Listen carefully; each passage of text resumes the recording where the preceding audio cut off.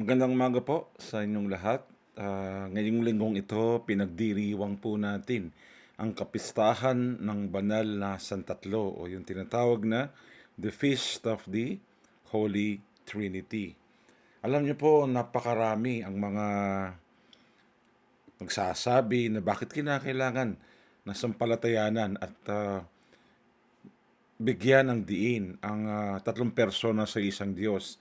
Si Jesus lamang ay tama na. Maari po sa isang banda, pwede nating sabihin na pwedeng gawin na sumampalataya kay Jesus ay sapat na sapagkat si Jesus ang kinakatawan ng Ama at si Jesus mismo ang kabuuan ng lahat ng gusto ng mangyari ng Ama sa mundo, lalong-lalo na patungkol sa pagliligtas.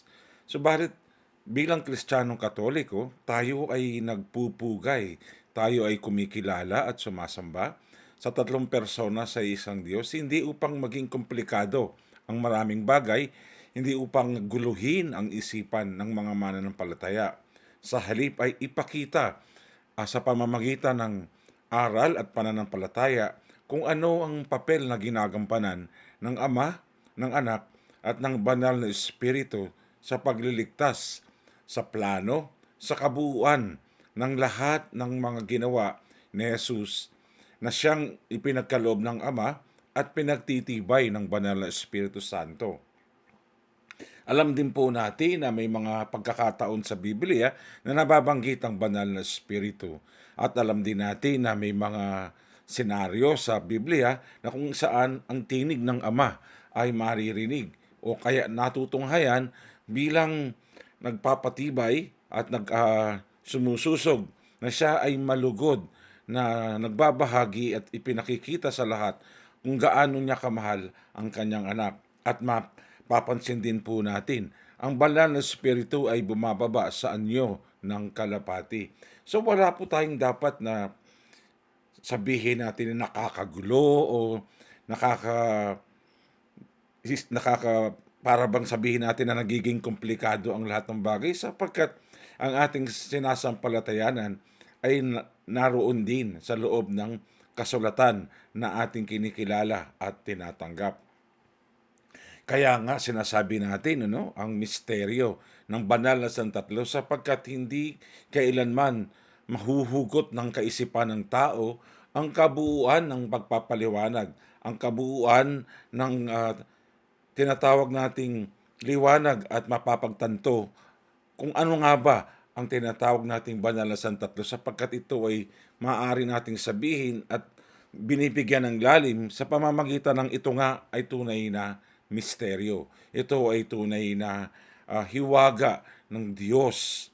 Ito nga tatlo lamang ang ating binibigyan ng pansin. Nagkakagulo na yung ibang mga mananampalataya. Nagkakagulo na yung ibang mga tao. Ano pa kaya kung ginawa ng Panginoon ng Diyos na 10 persona sa iisang Diyos? Di lalong mahirap. Alam naman po natin na ang Diyos ay makapangyarihan, ang Diyos ay kaya niyang gawin ang lahat ng bagay sa isang iglap lamang. Subalit hindi niya pinarami ng sobra-sobra. Ginawa lamang niyang tatlo sapagkat ito ay may napakalaking kahulugan.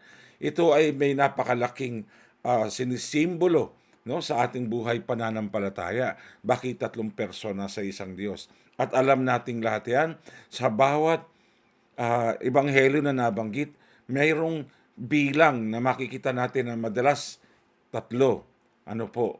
Si Elias, si Jesus, si Moises, tatlo. Si Kristo ay sa ikatlong araw ay nabuhay na maguli.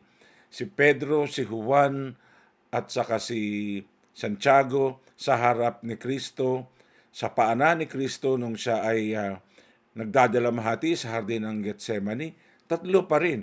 At tatlo pa rin yung sinasabi nating taong nakatayo doon sa paanan sa krus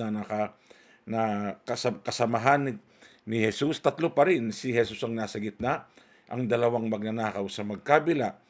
Ito ay isang pagbibigay layon sa atin na pinatutunayan din na yung tatlong numerong to ay hindi lamang sumususog sa tatlong persona sa isang Diyos. Sa halip, ito ay binibigyan din ng lalim kung gaanong kahalaga ang tatlong numero. Ang numerong tatlo na sinasabi, no? Yung number 3 na numero ay mahalaga sa buhay natin pananampalataya. Tandaan po natin, hindi natin kailanman matatalos, hindi natin kailanman matatanto ng buong buo ang lahat ng nais ipahayag ng Diyos sa pamamagitan ng banal na santatlo. Subalit ito ay pinaglalalim at pinagtitibay ng pananampalataya na meron tayo.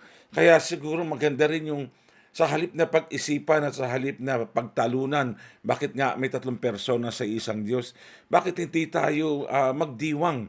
Bakit hindi natin ipahayag ng buong buo ang kadakilaan ng Diyos sapagkat ibinigay ng Ama ang lahat-lahat kay Kristo.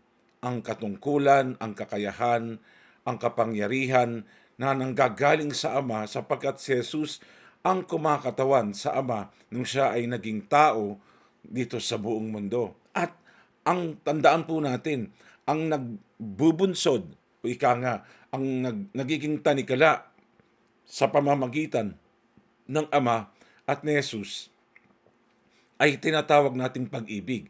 Yung pagmamahal o pag-ibig na nagiging daluyan mula sa Ama patungo kay Jesus at mula kay Jesus pabalik sa Ama, ang daluyan na ito ay sinisimbolo po ng ating banal na Espiritu. Ang banal na Espiritu ang siyang kumikilos, ang siyang nagpapatibay at siyang nagbibigay ng katatagan sa pagiging isa ng Ama at ni Jesus. Yung tinatawag nating intimate relationship ay pinagtitibay ng pagmamahal o pag-ibig. At ang pag-ibig na yan ay ang banal na Espiritu Santo. Sabi nga, it is the Holy Spirit that enabler. It is the Holy Spirit that binds the Father and the Son to have that kind of intimate and greatest relationship ever existed.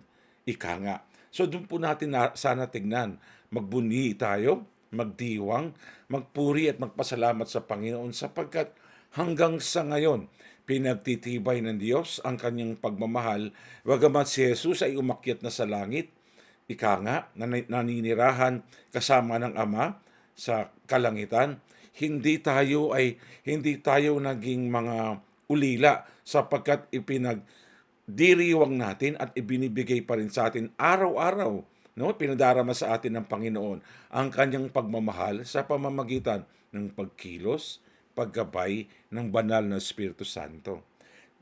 Naalala ko pagka nagtuturo ko ng katesismo noon, minsan pag may mga kabataan, no, na nagtatanong ng paano naging tatlong persona sa isang Diyos, 1 plus 1 plus 1 is 3.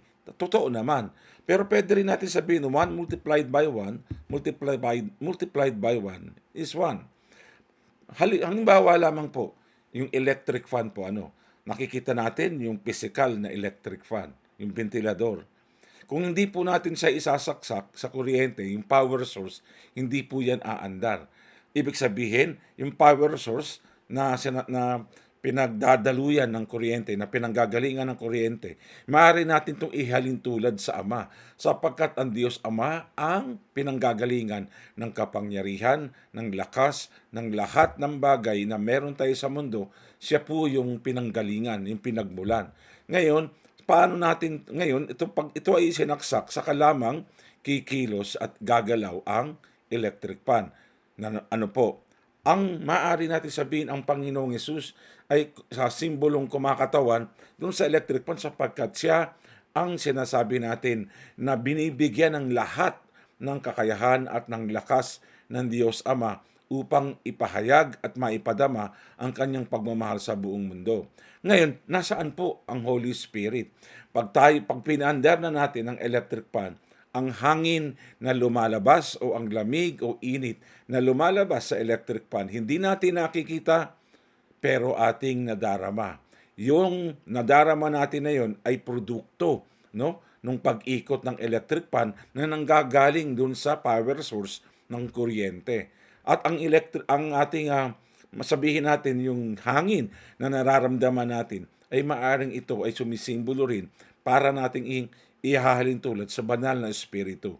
Hindi natin nakikita, subalit patuloy nagbibigay liwanag, patuloy nagbibigay init, patuloy nagbibigay inspirasyon sa ating lahat. Kaya, ang banal na Espiritu Santo at ang Ama at Jesus ay iisa. Katulad ng bentilador. Ang bentilador ay di mo pwedeng sabihin, hindi mo pwedeng ihiwalay sa bentilador ang hangin. Hindi mo rin pwedeng ihiwalay sa bentilador yung yung tinatawag nating power source, yung kuryente, sapagkat hindi ito gagalaw, hindi ito kikilos kung ito ay nananatiling nakatayo lamang, hindi siya magbibigay ng init o ng lamig kung hindi ito nakasaksak sa tinatawag nating power source. So, anong ibig mong sabihin nito? Magkakarugtong at sa iisang gamit, ito ay magkarugtong at pinag-iisa upang makabuo at makagawa ng isang payak na resulta. At ano yung payak na resulta?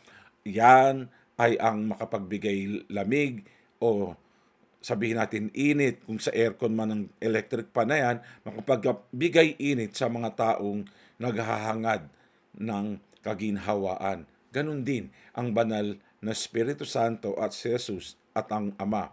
Ang Ama ang pinanggalingan ng lahat, ibinigay kay Jesus ang lahat ng kapangyarihan at ang banal na Espiritu ang kumikilos, pinagtitibay, pinag-iisa upang maramdaman natin kung ano at matanggap natin kung ano ang ibinibigay ng Diyos Ama sa pamamagitan ni Kristo. Amen? Amin po sa inyong lahat. Pagpalain po tayong lahat. Tayo ay magdiwang at patuloy nawa tayong basbasan ng ating Diyos sa ngalan ng Ama, Anak, at ng Espiritu Santo. Amen. Mabuhay po tayong lahat at magandang umaga. Request lang po kung sakaling napadaan sa Facebook nyo o sa YouTube, nakita ninyo ang pagninilay na ito at kung sakali man na kayo ay medyo naliwanagan ng kaunti, mangyari lamang po mag-subscribe. I-click po ang notification bell para masakasakali hanap ulit at makakalab kayo ulit ng susunod na pagninilay na magmumula po sa inyong lingkod. Muli po, pagpalain tayong lahat ng Diyos. Amen.